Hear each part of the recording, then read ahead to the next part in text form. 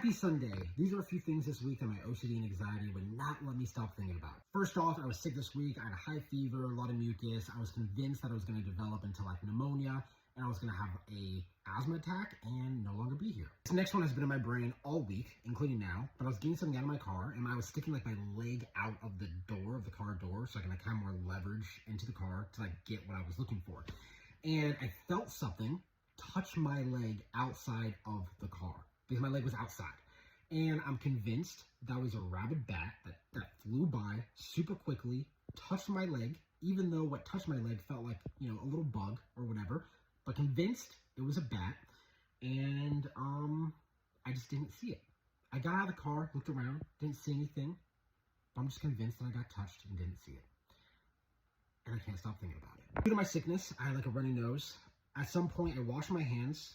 I dried them pretty well, but they were like a little bit damp still.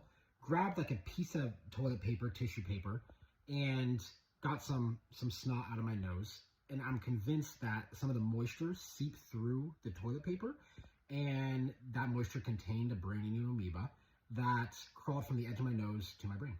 I drove over a speed bump, looking directly at it. There was no one in front of me. Convinced that I ran someone over. I had a bad thought while checking my car door was locked, so I had to check it again and again and again and again until I had a good thought while checking to see if my door was locked. And last but not least, this morning I turned... God dang it. I turned this thing on. It sprayed water up my face.